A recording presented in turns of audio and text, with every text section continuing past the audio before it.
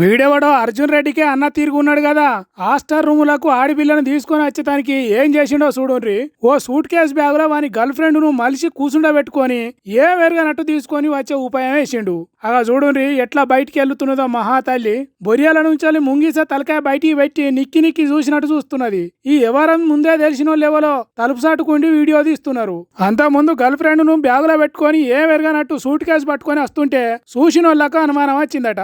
అగో బట్టలు తెచ్చుకునే బ్యాగు గిట్లెందుకుంటది, గింత బరువు ఎందుకుంటది, మళ్ళా పిల్లగాడు మెట్లెక్కేటప్పుడు హమాలి మోసినట్టు బ్యాగు మోసుకొని వచ్చే వరకు బాగానే అనుమానం వచ్చిందట.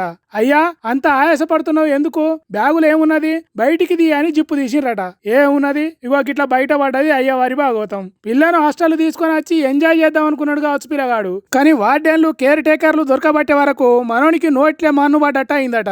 హర్యానా రాష్ట్రంలో ఉన్న ఓప్ జిందల్ యూనివర్సిటీలో జరిగిందట ఇంతటి ఘన కార్యం. ఆ ఆడిపిల్లకు కూడా బ్యాగులో మలుసుకొని కూర్చొని వాని హాస్టల్కు పోవాలనే బుద్ధి తక్కువ ఆలోచన ఎందుకు వచ్చిందో ఏమో గాని ఇప్పుడు దునియా మొత్తం ఇజ్జత్ మొత్తం బాయ్. ఏం పిల్లలో ఏం కాలమో పోన్రి అని అంటున్నారట ఈ వీడియో చూసిన దునియా పబ్లిక్.